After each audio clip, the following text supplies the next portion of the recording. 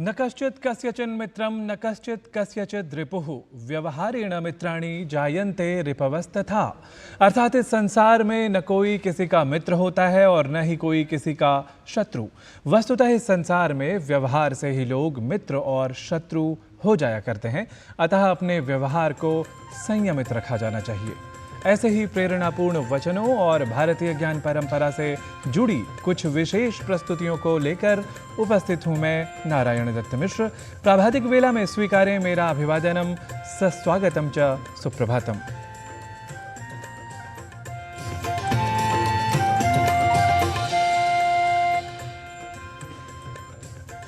तो आइए सुप्रभातम का करते हैं आरंभ। सुप्रभातम की चिर परिचित प्रस्तुतियों या प्रभागों के नाम सबसे पहले जानकर।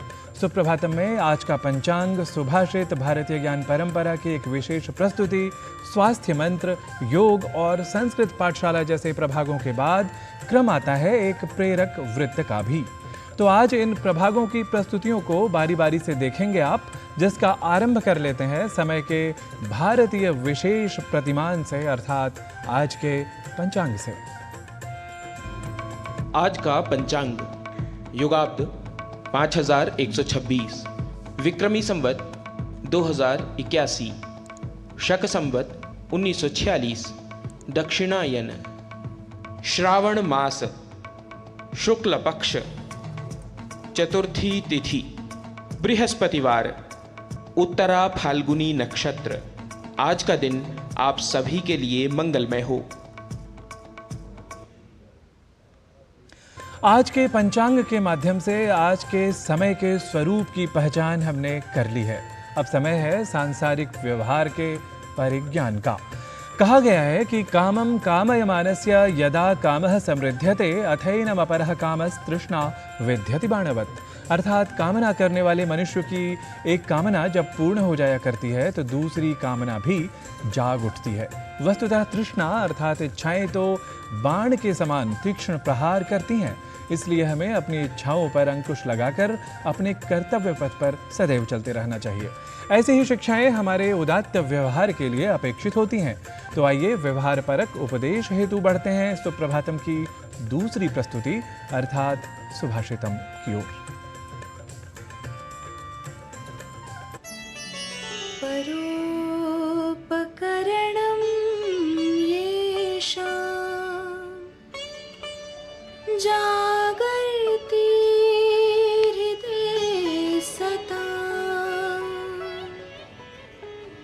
नश्यन्ति विपदस्तेषां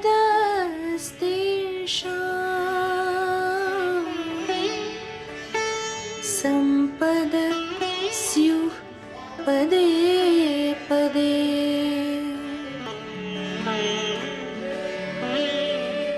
जिन लोगों का हृदय दूसरों का भला करने की इच्छा से परिपूर्ण होता है, वे कष्टों विपदाओं से दूर रहते हुए सर्वदा प्रसन्नता व संपत्ति से अन्वित रहते हैं। Those whose hearts are filled with the desire to do good to others are always seeking happiness and wealth while staying away from troubles and calamities. सुभाषित के बाद अब क्रम है भारतीय ज्ञान परंपरा से जुड़ी एक विशेष प्रस्तुति का। ओडिशा राज्य के शहर पुरी में श्री जगन्नाथ मंदिर हिंदुओं का प्रसिद्ध मंदिर है। यह मंदिर भगवान श्री कृष्ण को समर्पित है। वैष्णव संप्रदाय का यह मंदिर हिंदुओं की 4 धामों में से एक गिना जाता है। श्री जगन्नाथ का मुख्य मंदिर वक्र रेखीय आकार का है। मंदिर के शिखर पर भगवान विष्णु का श्री सुदर्शन चक्र है, जो शहर के किसी भी कोने से देखा जा सकता है। आइए जानते हैं इस मंदिर की विशेषताओं को हमारी इस रिपोर्ट के माध्यम से।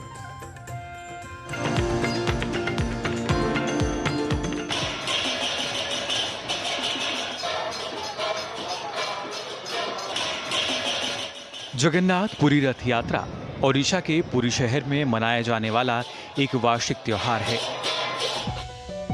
इसका एक समृद्ध इतिहास है जो सदियों पुराना है। माना जाता है कि इस त्योहार की उत्पत्ति तब हुई जब भगवान जगन्नाथ की बहन देवी सुभद्रा ने पुरी जाने की इच्छा व्यक्त की। उनकी इच्छा पूरी करने के लिए भगवान जगन्नाथ अपने भाई भगवान बलभद्र के साथ पुरी के लिए रथ यात्रा पर निकल पड़े। तब से हिंदू पंचांग के अनुसार आषाढ़ मास की शुक्ल पक्ष की तृतीया तिथि के दिन भगवान जगन्नाथ की भव्य रथ यात्रा निकाली जाती है।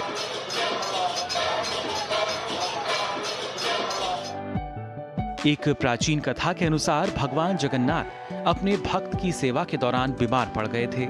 इसी के चलते रथ यात्रा से पहले भगवान जगन्नाथ 15 दिनों के एकांतवास में रहते हैं।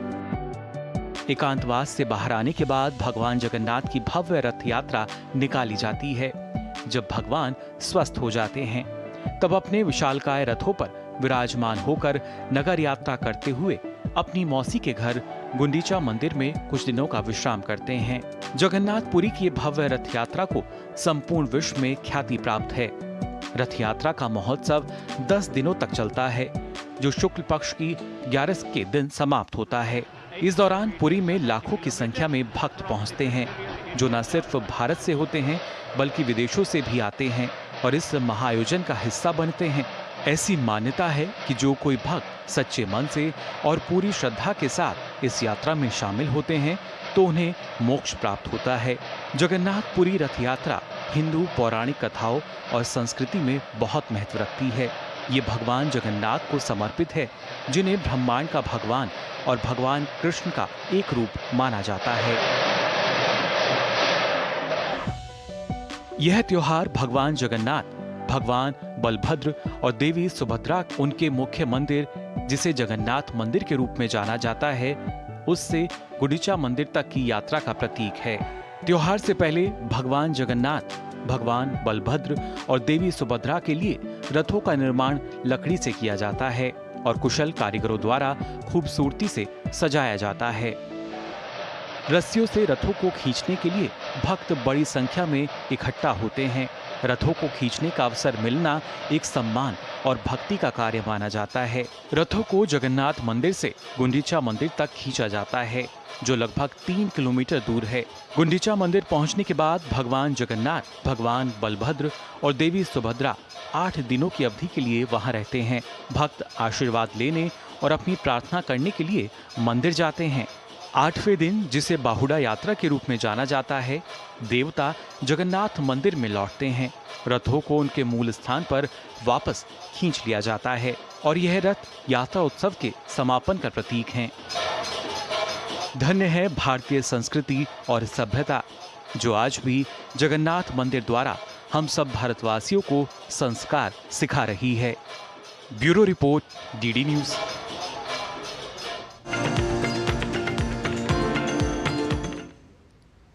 भारतीय ज्ञान परंपरा की प्रस्तुति के बाद अब क्रम है स्वास्थ्य मंत्र का, जहां आपको हमारी सहयोगिनी किरण भारद्वाज बताती हैं कि कैसे हम स्वास्थ्य के प्रति जागरूक रहकर विशेष रूप से शारीरिक और मानसिक स्वास्थ्य के प्रति अधिक साकांक्ष रहकर अपने जीवन को आरोग्यमय कर सकते हैं। तो आज स्वास्थ्य मंत्र में बरसात के मौसम में कई स्वास्थ्य समस्याओं के समाधान में होम्योपैथिक चिकित्सा की विशेषताओं को जान लेते हैं।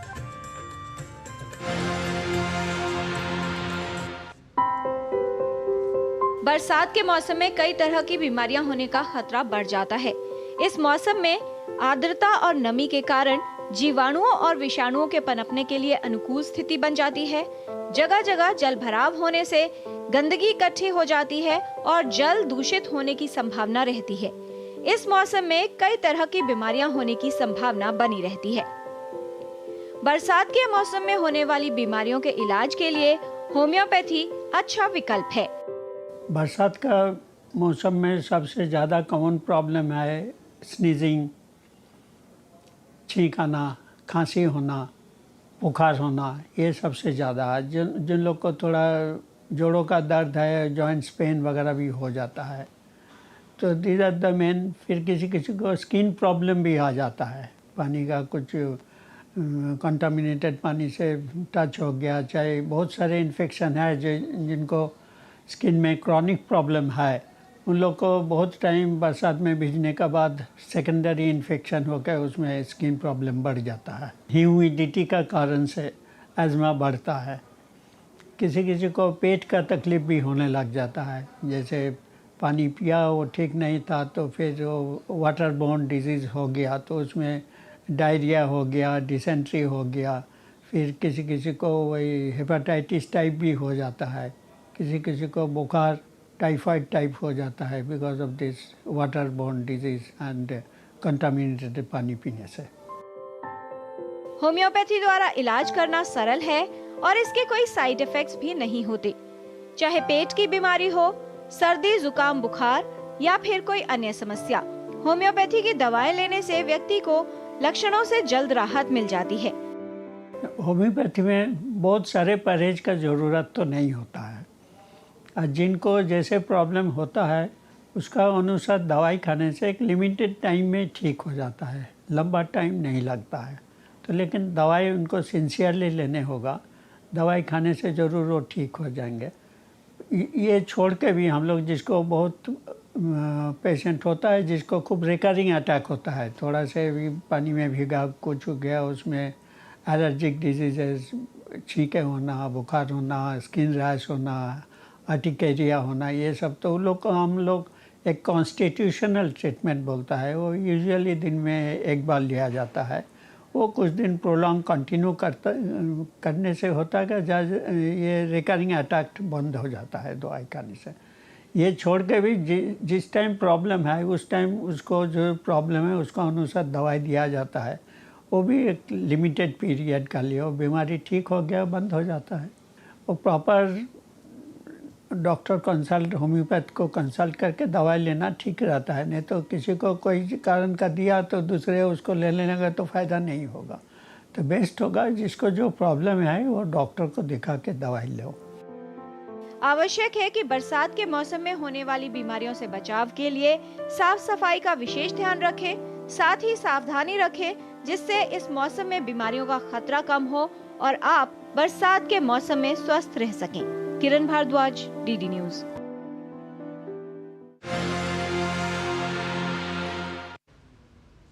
सुप्रभातम में अभी समय हो गया है एक अल्प विराम का। आप देखते रहिए डीडी न्यूज, हम जल्दी ही लौटते हैं।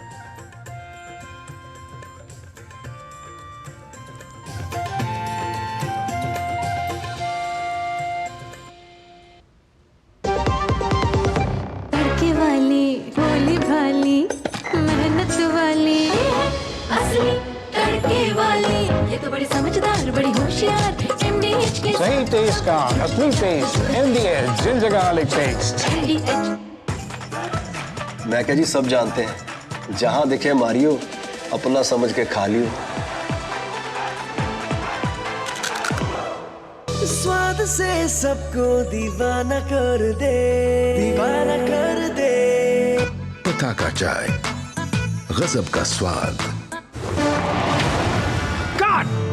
सुरक्षा की गारंटी हर चीज में जरूरी है, चाहे वो मुश्किल स्टंट हो या अच्छी फसल। इसलिए ले आइए IIL के ट्रैक्टर ब्रांड का शिनबार, जो देता है सुंडी और ट्रिप से सुरक्षा की गारंटी। आपके घर के खाने में रेस्टोरेंट जैसा स्वाद ले आए MDH का शाही पनीर मसाला। पनीर को क्या मस्त बना डाला।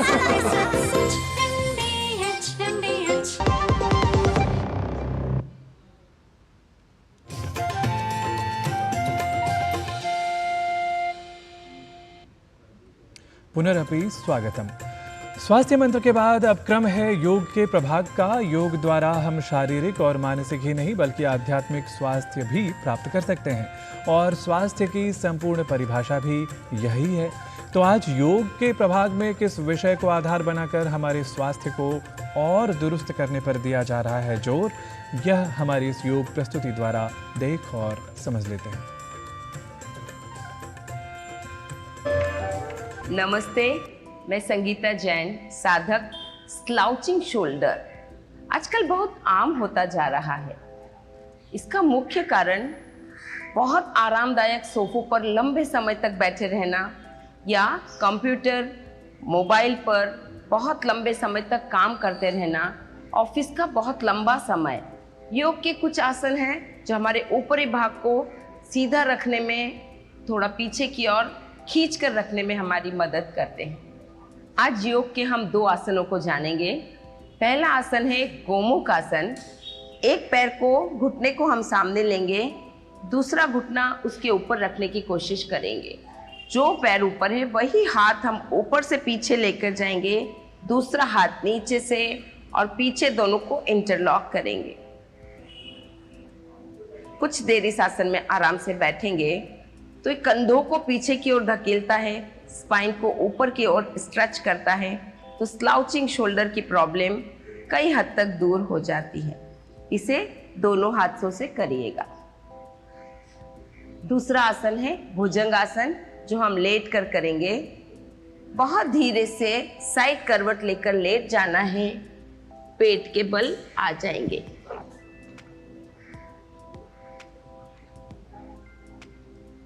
दोनों हाथों को कंधे के नीचे रखेंगे, पैरों को मिलाकर रखेंगे और सर को जमीन पर रखेंगे। धीरे से श्वास लेते हुए अपनी ऊपरी बॉडी को उठाते जाना है और सामने देखेंगे। 5 से 6 सेकंड इसी स्थिति में रुकने के बाद धीरे से वापस नीचे आ जाएंगे। इसी के साथ सर्पासन कर सकते हैं। पैरों में थोड़ी दूरी, दोनों हाथों को पीछे इंटरलॉक करेंगे और हाथों के सहारे अपनी बॉडी को ऊपर उठाएंगे। हाथों को नीचे खींचते जाएंगे, श्वास लेते हुए ऊपर उठेंगे। कुछ देर रुकने के बाद धीरे से वापस नीचे आ जाएंगे। कंधों को पूरी तरह पीछे खींचते हुए यह आसन हमारे पोस्चर को सुधारने में बहुत मदद करेगा। ये आसन न केवल शोल्डर को स्ट्रेंथन करते हैं बल्कि पूरी स्पाइन को इरेक्ट करते हैं, खिंचाव देते हैं, तो कई समस्याएं यूं ही हट जाती हैं। इनका नियमित अभ्यास करने से झुके हुए कंधे, स्लाउच शोल्डर्स ठीक हो सकते हैं, आपकी मुद्रा सुधर सकती है। आइए आगे जानते हैं कुछ प्रैक्टिकल टिप्स गुरु माँ डॉक्टर हंसा जी योगेंद्र से। नमस्कार। जब शरीर की स्थिति झुकी हुई होती है, यानी आप आगे से झुके हुए होते हैं, तो आप क्या रिफ्लेक्ट कर रहे हो? Depression, tension, anxiety. शरीर को सीधा रखो। जब झुके हुए रहते हैं तो अंदर के अवयव भी दबे हुए रहते हैं, वो भी बराबर काम नहीं कर पाते, पूरे शरीर में ही टेंशन आ जाता है। इसलिए याद रख के अपने आप को सीधा करने का प्रयत्न करो। जब आप चलते हो, जब आप कुर्सी पे बैठे हो, याद कर करके अपने आप को सीधा कर लिया करो। इससे धीरे धीरे सीधा रहने की आदत हो जाएगी। दीवार के सहारे भी कभी सीधे खड़े रहे और जस्ट खड़े रहे तो भी बहुत फायदा होगा, मगर ये सीधा रहना जरूरी है ही। उसी तरह सोते वक्त भी ध्यान दीजिए कि वहां लकड़ी की तरह मत रहिए, वहां मुड़ कर रहिए। हाथ पैरों को मोड़ा हुआ हो और रहे हो और तकिए का सहारा लिया हो तो शरीर को आराम मिलेगा। तो इस तरह ये दोनों चीजों का ध्यान रखना है, तो पोस्चर धीरे धीरे ठीक हो ही जाएगा। बस हमें सीधा रहना ही है और सीधा होना है। नमस्कार। योगासनों को जानने के बाद सुप्रभातम कार्यक्रम में ले लेते हैं एक और अल्प विराम। आप देखते रहिए DT न्यूज़।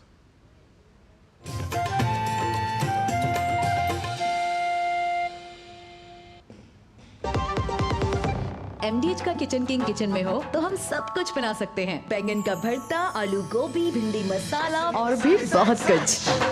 MDH मैं क्या जी, सब जानते हैं, जहां दिखे मारियो, अपना समझ के खा लियो। स्वाद से सबको दीवाना कर दे, दीवाना कर दे। पता का चाय, गजब का स्वाद। सुरक्षा की गारंटी हर चीज में जरूरी है, चाहे वो मुश्किल स्टंट हो या अच्छी फसल। इसलिए ले आइए IIL के ट्रैक्टर ब्रांड का शिनबार, जो देता है सुंडी और ट्रिप से सुरक्षा की गारंटी। बात जब पीढ़ियों के लिए बनने वाले घर की हो तो जिम्मेदारी बड़ी हो जाती है। गैलेंट समझता है ये जिम्मेदारी। अब MM रिब्स के साथ गैलेंट एडवांस TMT रीबार, निर्माण का रियल हीरो।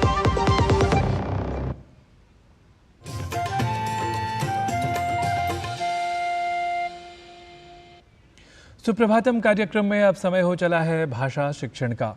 भाषा की संस्कृत कक्षा में हम कार्यालय में या किसी संस्थान में होने वाले संवाद से संबंधित कुछ सामान्य व्यवहार के वाक्यों को सीखेंगे।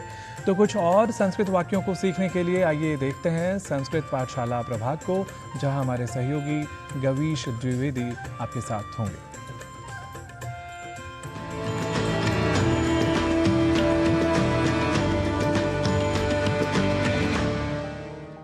नमो नमः मित्राणि। संस्कृत पाठशालायाः एतस्याम् अभिनवकक्षायां भवतां सर्वेषां स्वागतम्। मम नाम गवीशः। अपनी संस्कृत की पाठशाला में हम रोज़मर्रा में प्रयोग में होने वाले वाक्यों को बोलना सीख रहे हैं। सीखने के इसी क्रम को आगे बढ़ाते हुए आइए आज सीख लेते हैं कुछ और नए वाक्यों को। यदि किसी से पूछना हो आप कितने दिनों की छुट्टी ले रहे हैं, तो संस्कृत में पूछेंगे भवान कति दिनानि अवकाशं स्वीकरोति। भवान कति दिनानि अवकाशं स्वीकरोति। मैंने 2 महीने की छुट्टी मांगी है। यदि यह वाक्य हो तो संस्कृत में बोलेंगे अहम मासद्वयात्मकाय अवकाशाय प्रार्थितवान। अहम मासद्वयात्मकाय अवकाशाय प्रार्थितवान। यदि वाक्य हो इन दिनों बहुत काम रहता है, तो संस्कृत में बोलेंगे एतेषु दिनेषु कार्यम अधिकं भवति। एतेषु दिनेषु कार्यम अधिकं भवति। यदि वाक्य हो यह सूचना सभी को भेज दो, तो संस्कृत में बोलेंगे एतां सूचनां सर्वत्र प्रेषय। एतां सूचनां सर्वत्र प्रेषय। यहाँ हस्ताक्षर करो। अत्र हस्ताक्षरं कुरु। अत्र हस्ताक्षरम कुरु। यदि वाक्य हो मेरे आवेदन पर विचार किया, तो संस्कृत में वाक्य बनेगा मम आवेदने विचारितम किम। मम आवेदने विचारितम किम। इसके बारे में फिर विचार करूंगा। एतस्मिन् विषये पुनरपि चिंतयामि। एतस्मिन् विषये पुनरपि चिंतयामि। यदि कहना हो जाइए निदेशक से मिलिए, तो वाक्य बनेगा गच्छतु निदेशकं मिलतु। गच्छतु निदेशकं मिलतु। वह अवकाश पर हैं। यदि यह वाक्य हो तो संस्कृत में वाक्य बनेगा सः अवकाशे अस्ति। सः अवकाशे अस्ति। तो अगले सोमवार मुझसे मिलना। यदि यह वाक्य हो तो कहेंगे तर्हि अग्रिमे सोमवासरे मां मिलतु। तर्हि अग्रिमे सोमवासरे मां मिलतु। इस विषय में बाद में बताऊंगा। यदि यह कहना हो तो कहेंगे एतस्मिन् विषये अनन्तरं कथयिष्यामि। एतस्मिन् विषये अनन्तरं कथयिष्यामि। मैं इसे अवश्य याद रखूंगा। यदि यह वाक्य हो तो संस्कृत में बोलेंगे एतत् अहम् अवश्यमेव स्मरिष्यामि। एतत् अहम् अवश्यमेव स्मरिष्यामि। वाक्य यदि हो आपकी कही सभी बातें मैंने समझ ली, तो संस्कृत में वाक्य बनेगा भवता कथितम सर्वम अपि अहम अवगतवान। भवता कथितम सर्वम अपि अहम अवगतवान। तो मित्रों, आज के ये कुछ और नए वाक्य हमने सीखे हैं। इनका दैनंदिन व्यवहार में आप प्रयोग करते रहिए और संस्कृत के ऐसे ही अंशों को सीखते रहिए। हम नए वाक्यों के साथ, नए विषयों के साथ पुनः होंगे आपके समक्ष उपस्थित। तब तक के लिए नमस्कार, नमो नमः, पुनः मिलामः।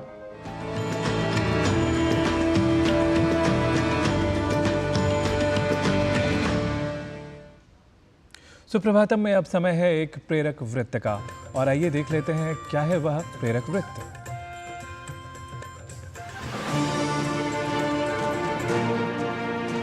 नोएडा के सेक्टर 4 में नुक्कड़ सभा के जरिए स्वच्छ भारत की जिम्मेदारी निभाते, जागरूकता फैलाते ये नौजवान और महिलाएं, तो वही कूड़ा उठाकर स्वच्छता का संदेश देती ये बेटियां आज सशक्तिकरण की वानगी प्रस्तुत कर रही हैं और इन्हें सशक्त बनाने का बीड़ा उठाया है बिस्नौली सर्वोदय ग्रामोद्योग सेवा संस्थान ने।